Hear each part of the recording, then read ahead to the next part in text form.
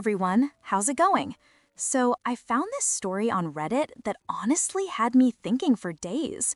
The title was AITA for telling my dad I don't care about making him proud. And look, when you read the full context, that question gains a weight you can't even imagine. If it were me, I honestly don't know how I would have handled all of this. Let's dive in because this one needs to be told. There's a 17-year-old kid who's basically the dirty secret of an apparently perfect family. He's the product of an affair, you know? That kind of situation everyone prefers to sweep under the rug and pretend doesn't exist when guests come over. His dad only shows up 1 day per month, literally 30 days on the calendar, and the man reserves just one for his own son. Like scheduling a dentist appointment you keep putting off, but know you eventually have to go to. And the worst part? The guy still has the audacity, the nerve really, to tell his son that it was already hard enough convincing his wife to accept even that, so he can't push it too much or the house of cards will collapse completely. Just imagine growing up hearing that kind of thing, knowing you're a negotiated concession, an agreement made between adults where you're just the inconvenient consequence, not a person who deserves to be loved unconditionally by their own father. But wait, because things get much, much worse and more toxic than they seem at first.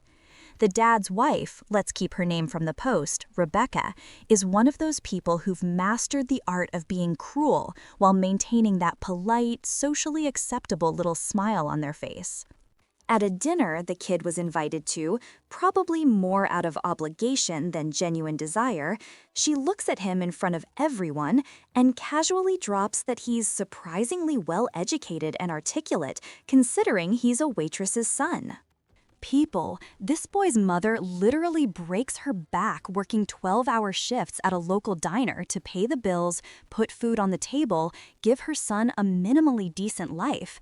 And to this woman, she's nothing more than the other woman, the homewrecker, the mistress who ruined everything.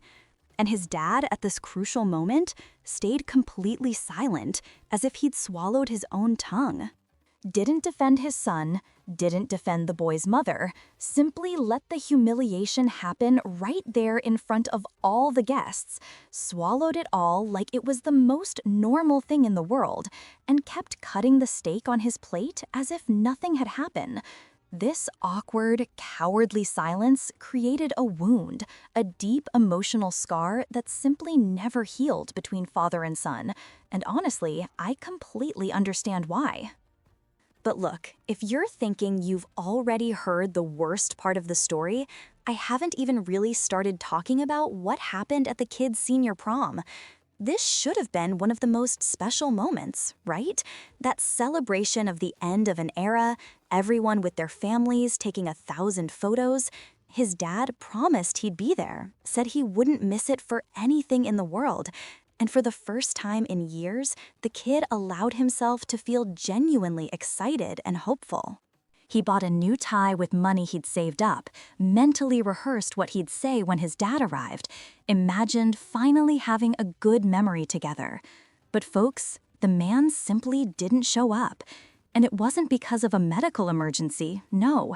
His legitimate daughter had a piano recital at the same time, and he chose her without hesitation, without considering that his other son also deserved to have his father present at an important moment. And he didn't even call to let him know, didn't send a text, nothing. The kid stood at the school entrance, adjusting his new tie every 5 minutes, looking at the street waiting for the car to appear, while watching all the other dads arriving excited. Families getting out of cars, emotional grandparents, mothers crying with pride taking photos. And him there, completely alone, feeling that weight of being forgotten once again. That's when he truly realized he'd always be the second choice, maybe not even make the priority list. Every monthly meeting after that became torture, where he tried to figure out which version of himself would finally be acceptable. Would his dad be interested if he talked more about his grades? Would things improve if he never mentioned his mother? Nothing was enough, never came close. Then comes the moment that changed everything. His dad decides on his own that he wants to send the kid to study abroad, like Oxford or Cambridge, far away, forces him to take the IELTS, that super difficult English exam. And do you think it was because he cared about his son's education? No, folks. It was a convenient solution to the problem. Send him to the other side of the ocean, where he'd just be an occasional call, not a monthly inconvenience anymore.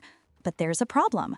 The kid has a girlfriend, Marina, who seems to be the only healthy relationship he has, and he doesn't want to abandon everything to be exiled alone.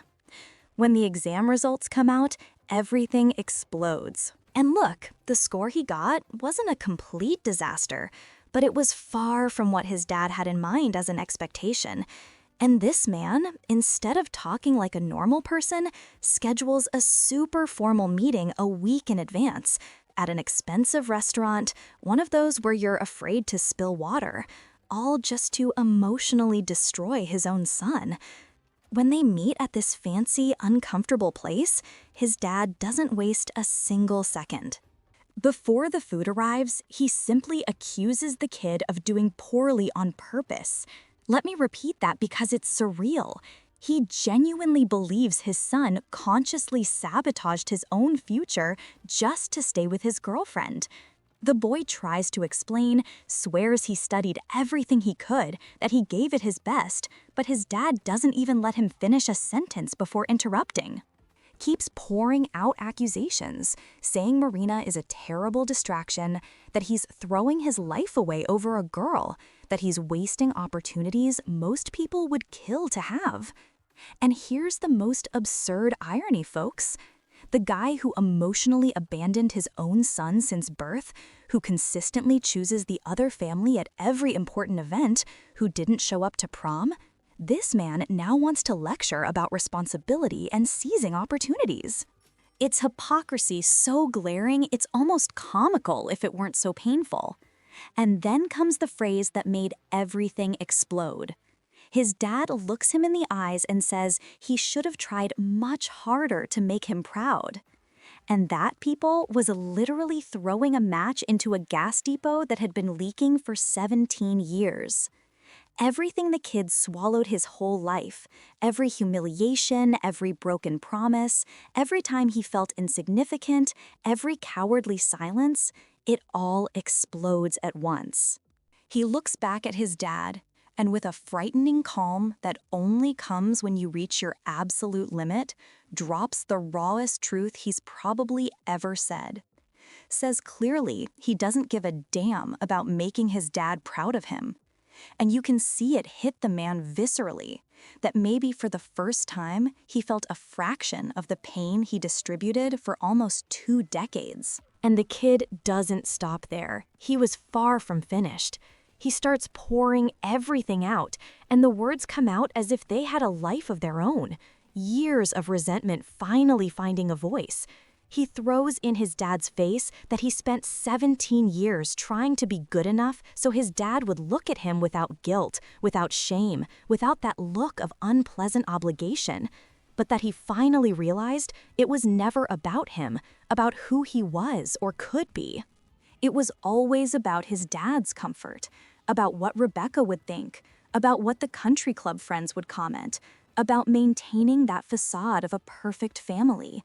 The kid explains, and you can feel the pain in the words, that his dad wants to send him abroad, not because he cares about education or his future, but because it's the perfect solution to the problem he represents.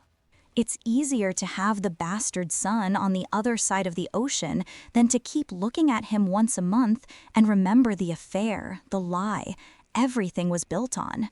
And the part that hurts the most, he tells how he really tried with all his strength, that he tried to learn football because his dad's a fanatic, watched those endless games pretending to understand, memorized player names, tried to be exactly the son he thought would be enough. But the worst is when he admits he even tried to pretend it didn't hurt when stepmother Rebecca humiliated him at family parties while his dad stayed silent, allowing it to happen.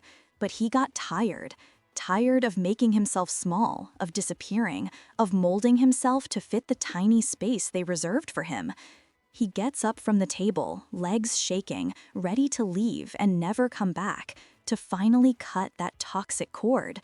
But that's when the twist no one saw coming happens. His dad suddenly says something, and I swear when I read this part, my jaw dropped, because it changes absolutely everything, completely flips the game upside down in an unexpected way. His dad looks at his son with tears welling up, something the kid says he'd never seen before, and drops the bomb. His grandfather is dying. And it's not that he's sick but will recover thing, no. It's terminal, no way back, end of the line. Stage 4 pancreatic cancer. Doctors gave him 6 months max, and that's if he can even hold on until Christmas.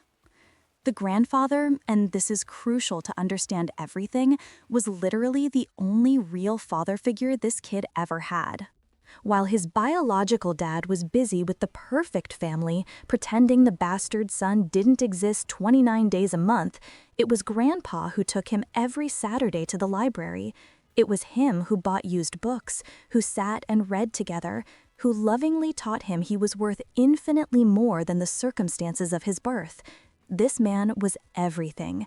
He was the father he should have had, was a mother when needed, was best friend, was mentor, was absolutely everything that mattered. And now he's dying, and the kid's world is crumbling. But there's more. His dad continues, and for the first time in his life shows genuine emotion, no masks, says with a cracking voice that Grandpa made him promise something before telling him about the illness. The old man, already at peace with the fact he was going to die, made his son swear he'd get his grandson out of that town, that he'd give him all the opportunities he never had, that he wouldn't let the boy stay trapped there because of the mistakes he made as a father. And for the first time ever, his dad shows real vulnerability, tears flowing without control. And in that moment, all that rage, that volcano of resentment, suddenly hits a wall. Because how do you keep shouting when you discover the most important person in your life has an expiration date of 6 months? He doesn't even say goodbye to his dad, just runs out, goes straight to his grandfather's house because he needs to see it with his own eyes. When he arrives breathless, Grandpa's on the porch like always, but looks smaller, more fragile, almost transparent. The old man doesn't even need to ask, already knows he fought with his dad again. The kid collapses right there, crying like he hasn't cried in years. Asks why Grandpa didn't tell him first, why he let his dad break the news that way. The answer is simple but profound. Explains he needed to hear it from his dad, needed to see that beneath the cowardice there's someone who loves, even if in a twisted way, and drops the hard truth, says he won't be here forever, and father and son will need each other. Grandpa then tells him to go study abroad, with that voice that accepts no argument, go to Oxford or Cambridge, experience extraordinary things, be more than the town can offer, and he needs to do this for Grandpa. That night, he discovers another secret. 3 a.m, his mom shows up hysterical, tells him what Grandpa did without warning anyone. He sold the house, the one where the kid grew up, where all the good memories are. Sold everything to pay for his education abroad. The money's already in an account, no going back. Grandpa said that's the only inheritance that matters, that walls mean nothing compared to his grandson's future. The next day, he goes back to the cafe. His dad's there waiting.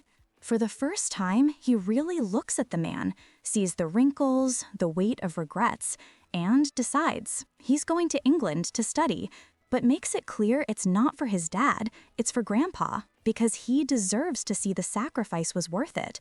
And when he returns with his degree, he wants his dad to understand what he lost all those years. His dad nods, crying, and for the first time in 17 years, there seems to be a chance that maybe, just maybe, they can be more than strangers who share blood. And folks, this story really affected me deeply.